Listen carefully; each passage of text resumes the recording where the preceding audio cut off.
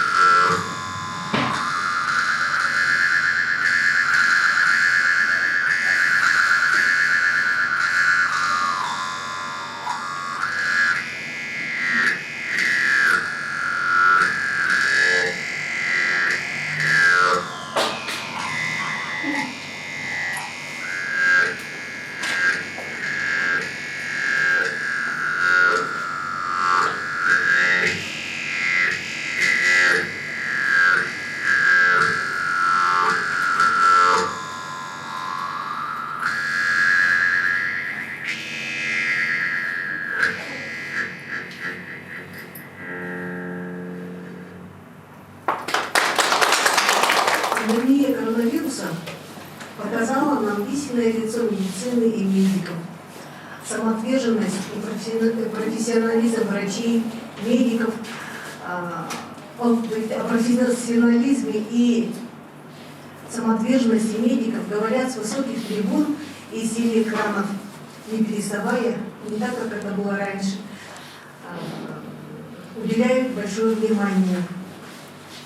В год здоровья в Якутии мы хотим показать нашей выставкой, которая называется «Мы лечим и творим», не профессиональную сторону медицины, а человеческое лицо и лицо одухотворенное, которое создает красоту вокруг нас. И эта красота способствует тому, что мир становится лучше. Сейчас я бы хотела вас познакомить с мастерицами-медиками из поликлиники номер 3 Республиканской клинической больницы, с Марией Яковлевной Потаповой и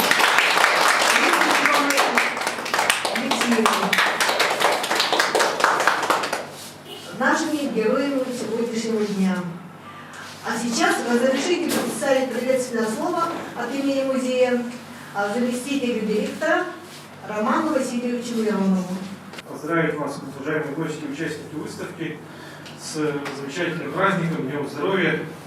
И от лица музея разрешите вручить участницам сегодняшнего мероприятия, открытия нашей выставки, благодарственные письма.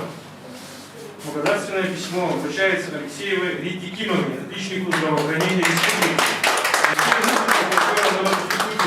желает вам крепкого здоровья, счастья, воплощения в жизнь творческих замыслов, успехов в вашем благородном и таком необходимом труде.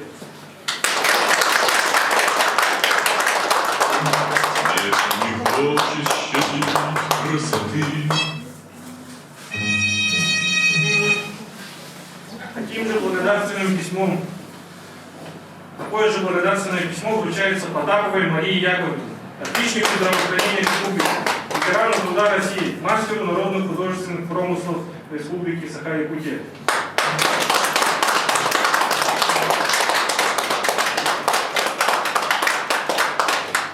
Еще раз разрешите поздравить вас. Сегодня столько медиков собралось, что даже старые травмы перестали болеть. Многие сотрудники нашего музея являются вашими пациентами, благодарными пациентами. Поэтому для нас эта выставка тоже как благодарность нашим врачам, медикам.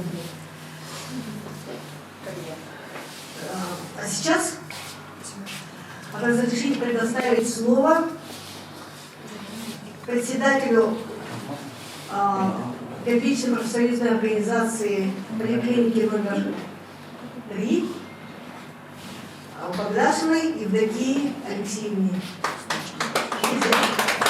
Мы, конечно, очень всегда рады о том, что наши работники везде участвуют во всех мероприятиях, не только в кругу нашей больницы, но и также во всех мероприятиях, которые проводятся в городе Якутске.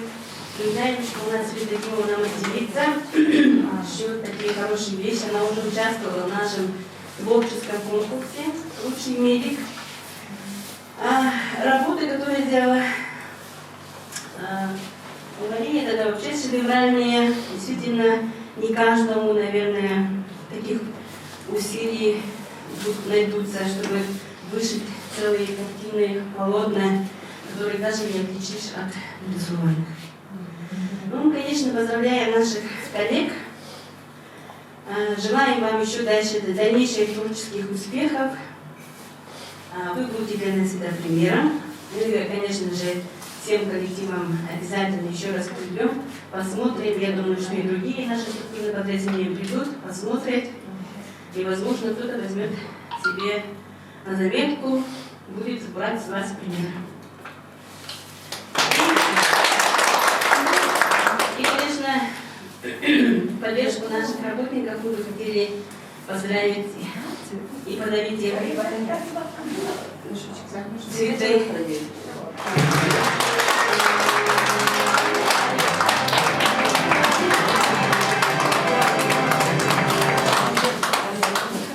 А сейчас разрешите я немножко, не все здесь у нас находятся в поликлинике, есть и гости, и вот я для них в основном, да, немножко хочу рассказать о Рите Алексеевне. Родилась Рита Кимовна 27 октября 1960 года в поселке Замират Кадельского района. После окончания школы поступила в Якутское медицинское училище имени Сергея, которое окончила в 1984 году с дипломом медсестры общего профиля. После окончания училища устроилась работать в Республиканскую клиническую больницу номер 3. Подскажите, пожалуйста, куда вы устроились? Я сразу после окончания училища поступила в своем поселке Сангара, не Сангара, а поселок Мукучи. Я там родилась в Сангара, потом я живу в поселке Мукучи. Корейская область. Корейская Ага. область. Вот в клиническом больнице, вот в поликлинике, я работаю с 1917 года. Только это. У нас подробности не было подробно. 2017. Ага. Это получается 4-й год, да? Ага, 4-й год. Рита Кимовна является медсестрой высшей категории, отличником здравоохранения Республики Саха-Якутия. Мать 3 детей, бабушка маленьких внуков и заботливая жена. Про хобби, которым занимается Рита Кимовна, она расскажет сама более подробно, да? Она также является участницей окружных, улусных, республиканских, региональных выставок. Якутия мастеровая, УЗК Полонков в городе Вилюйске и в семье Намцах. Получала призовые места анал-акт и дипломы 1-2 места. А сейчас мы познакомимся с Марией Яковлевной Потаповой. Мария Яковлевна родилась в 1952 году в Верхоянском районе. В 1976 году окончила фельдшерское отделение Якутского медицинского училища. 25 лет проработала в Верхоянском районе фельдшером. Из них 20 лет работала фельдшером скорой помощи в Центральной районной больнице поселка Батагай. С 2000 года живет в городе Якутске, работает медсестрой в кабинете инфекционных заболеваний в поликлинике Республиканской клинической больницы номер 3. За 45 лет работы награждена многочисленными грамотами, является отличником здравоохранения Республики Саха-Якутия и ветераном труда Российской Федерации. Вышивка является ее хобби. Состоялись персональные выставки в галерее «Иргель», в Доме дружбы народов имени Клоковского и Якутской государственной сельскохозяйственной академии. Про свое хобби они рассказывают более подробно сами. Что хочется отметить, что в июне 2012 года, это почти скоро 10 лет, да, было присвоено звание мастер народных художественных промыслов Республики Саха-Якутия. В июне 2020 года, во время самоизоляции, она стала участницей конкурса «Из дома своими руками» и заняла первое место в своей номинации. Из-за пандемии она не смогла поехать в Москву на заключительный этап. Приз и премия были высланы по почте.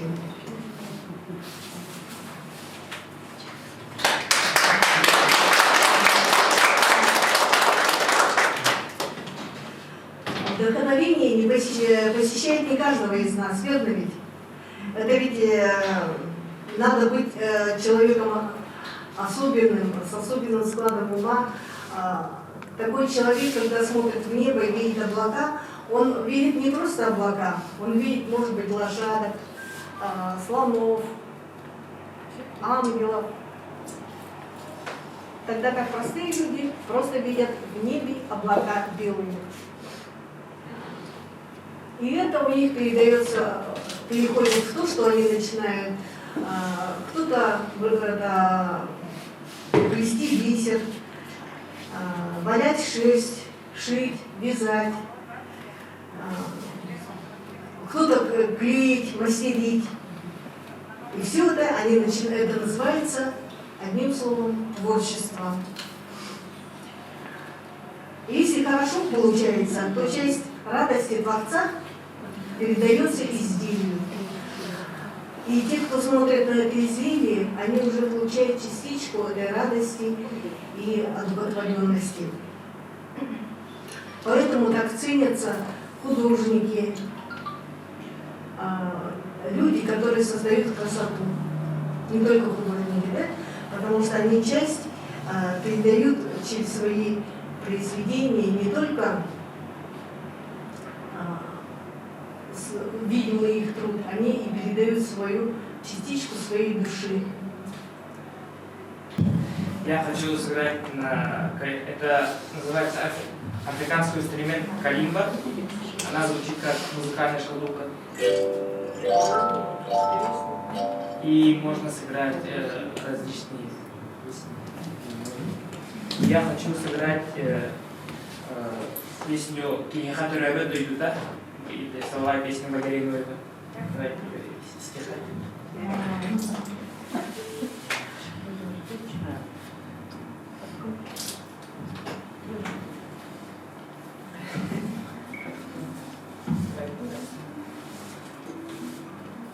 Слышно, да?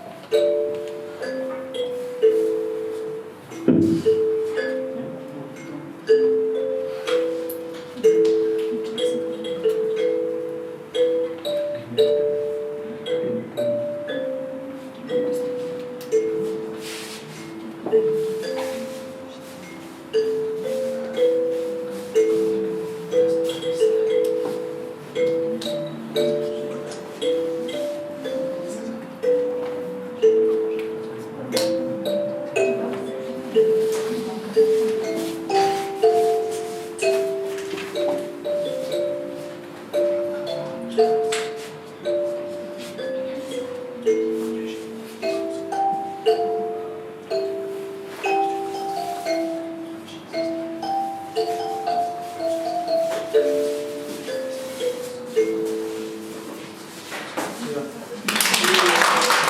Меня зовут Ефрем Федосий, я студент второго курса Северо-Восточного федерального института юридического института. И я вот вчера написали, что нужно... Мне было интересно, я хотел посмотреть выставку и интересуюсь выставками. И вот впервые узнал вас, но хочу подробно, хотел узнать вас. Сейчас я бы хотела вернуться к нашим героиням. Давайте с Марией Яковлевной начнем по старшинству, да? Ну, такие большие картины, которые я сама, авторские работы, я сама подбираю, компьютерные программы, есть специальные компьютерные программы, туда световую все подбираю, потом и устанавливаю компьютер, потом вышиваю где-то 2 года, 2,5 года. Вот в середине я это сама стою с сестрой, была такая фотография, и это будет фотография обработали на компьютере, программе специальной. А вот эти работы, которые лошадь, тоже отдельно лошадь взяла, и потом окружающую тоже, там природу тоже в другой фотографии. А горы, это с моей родной деревни взяла горы. Поляна тоже другой. У нас в деревне такие горы есть. А вот олени, вот эти олени, тоже олени отдельно картины взяла, потом природа этой у нас осень, так вот, на горах такая природа, тоже фотографии отдельные. Потом их совмещали и разбирали так. А такие маленькие, это были готовые картины для хазы. У меня еще половина работы дома есть. Сикстинская Мадонна, Георгий Победоносец, Ей подарили, да? у меня дома висит. У меня дома пока висит. Я сначала вышивала вот эти подушки давно. Сначала я когда в 92 году на скорой работала, я автомобильную катастрофу попала на Тагаре. И лежала полгода дома и начала вышивать. Листать было трудно, потому что клубни скатываются не на вышивку, а всегда под рукой, поэтому я начала вышивать. Ну, материала не было, ну так. Я вафельное полотенце из этого материала вышивала. Ну, вот самая первая работа у меня была. И крест там большой прямоугольный, и вот так крест-накрест надо делать, потому что все покорить. А сейчас я вышиваю, сейчас я начала вышивать покрывало, уже второй, третий год, во время самоизоляции дома сидела и вышивала. Закончили, да?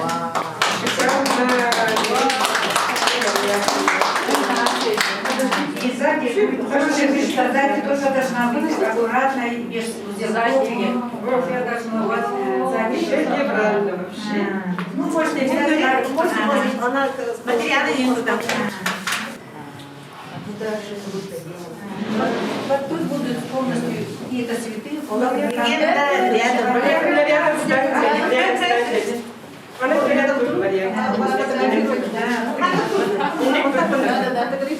Из-под палки никто не заставит вышивать или шить. Это надо.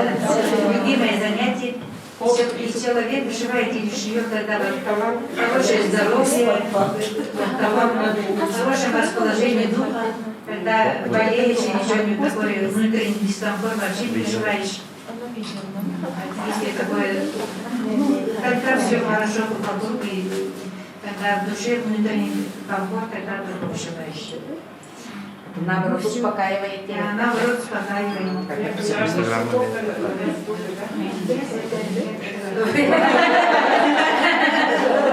Я не видела раньше, поэтому удивилась.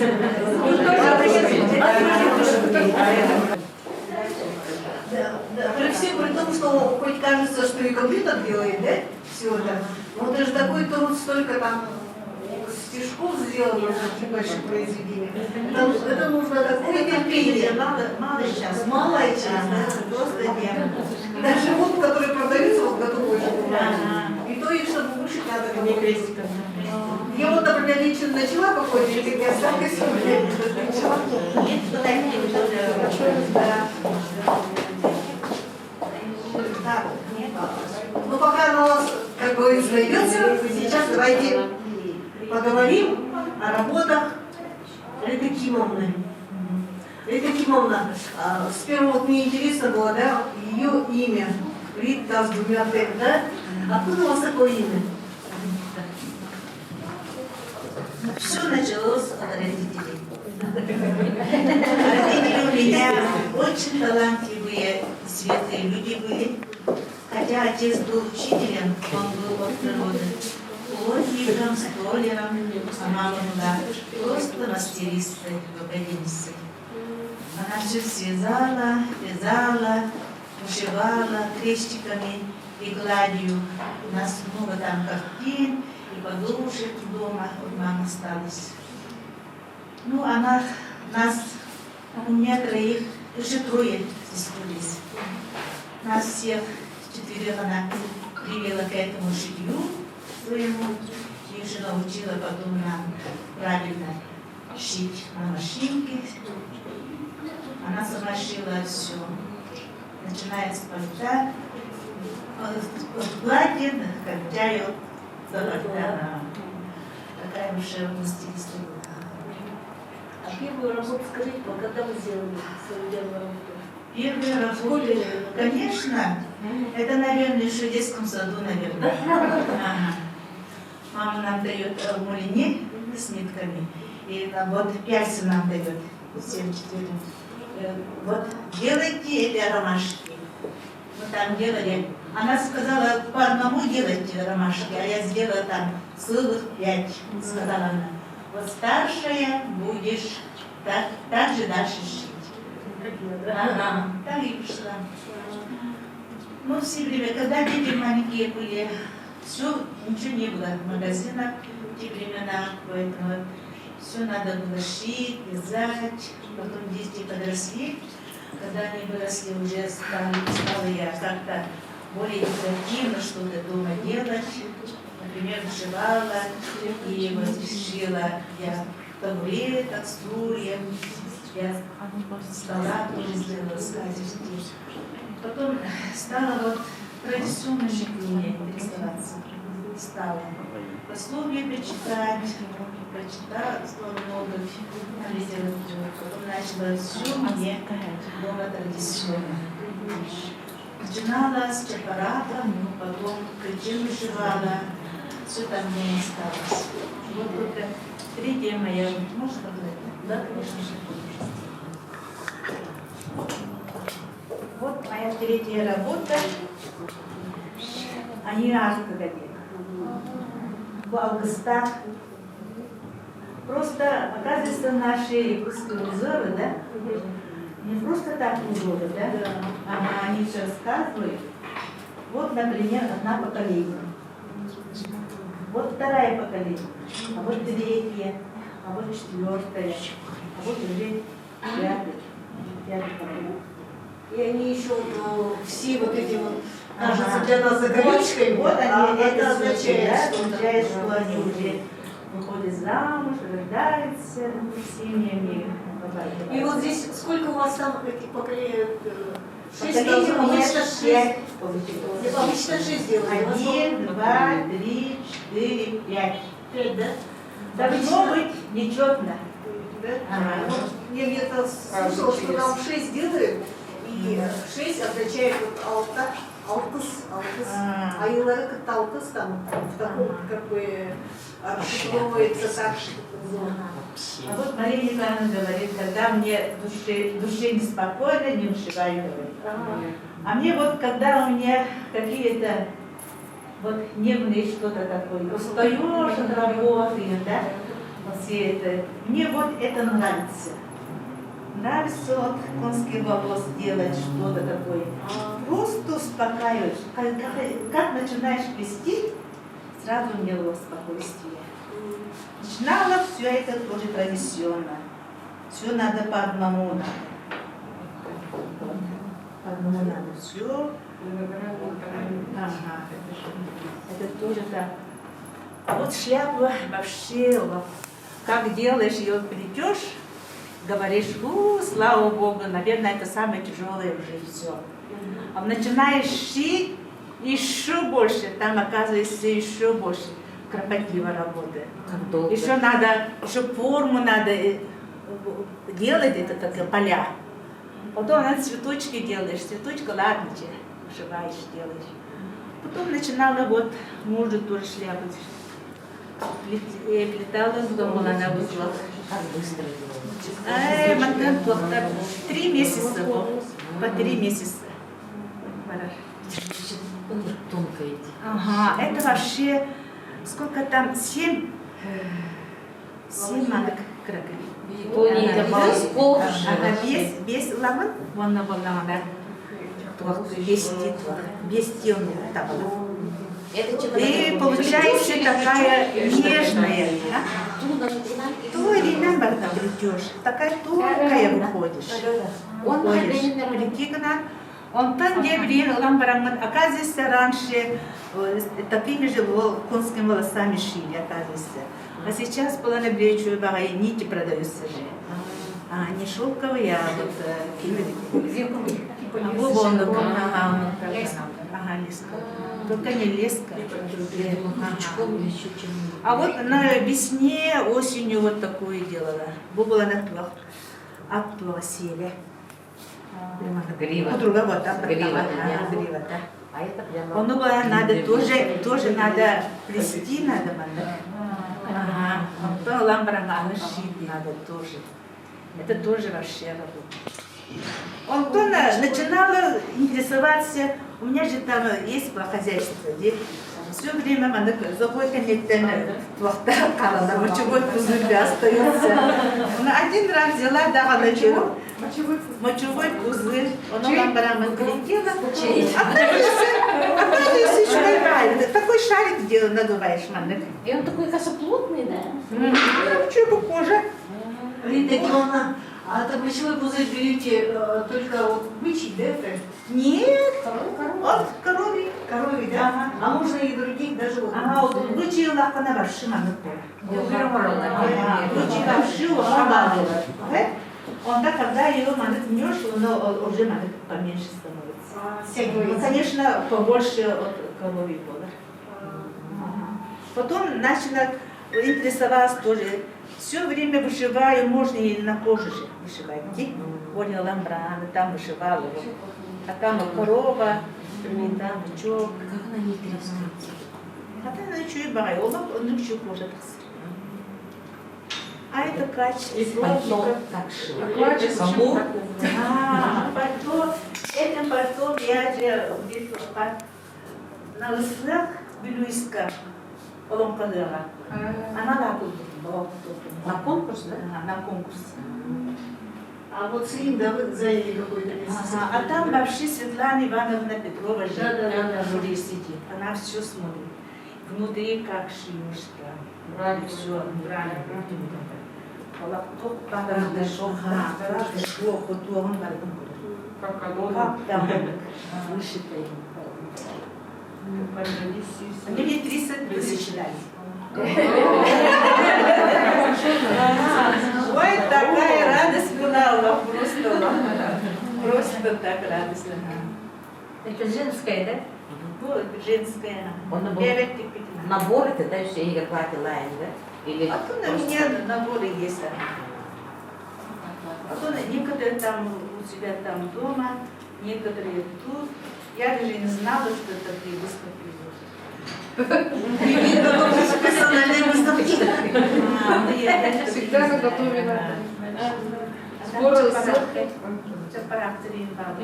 а вот второй была Анастасия Семяровна. Она с 2 Вот вторая была на Сукуна, да? А там можно и галардином, и шелест тут. А это цветочки. Значение какое-то имеет, да? сердце мягкое просто. У нас живет где-то Сахарова, кажется, не все, как были вчера генерал свою часть. У нас все Күндей подошла ко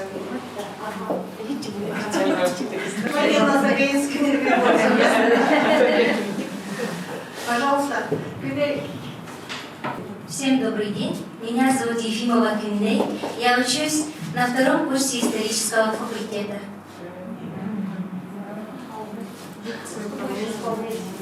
Якутскую народную песню.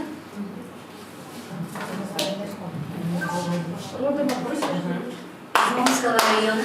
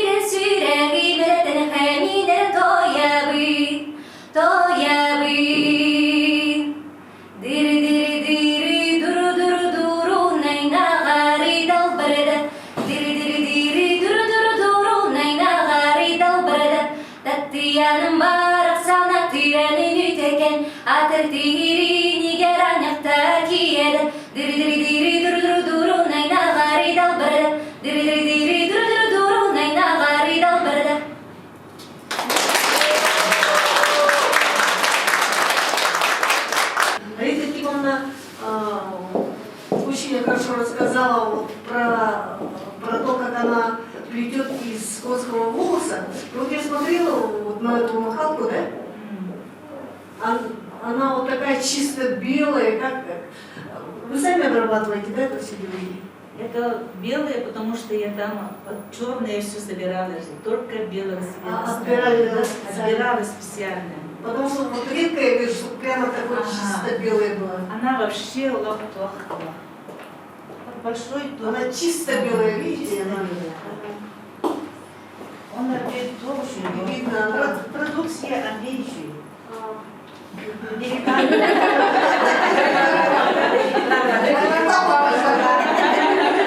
Вот где там я мыла, да, деликатно. И у кого такой нет. Потому что так хорошо чистить. Да, видно, что она очень хорошо. Видно, что ли, говорят. Да, да, похоже, она будет. Хотя хорошо живой. Да, да, свет другой. Еще от какой лошади зависит. Ага, вот плохо. Веки не видно. Скажите, вы шляпу шьете на заказ? Да, время шила вы все. Потому что я слышу, многие мои знакомые, они хотят шляпки. То там посмотрят, видимо, не нравится, или как ли, выбирают. Капризничают, да. Может, капризничают, да. Но до сих пор говорят, что ищут. Ага. Потому что если фон, когда берешь, вообще нежный, он на хороший фон.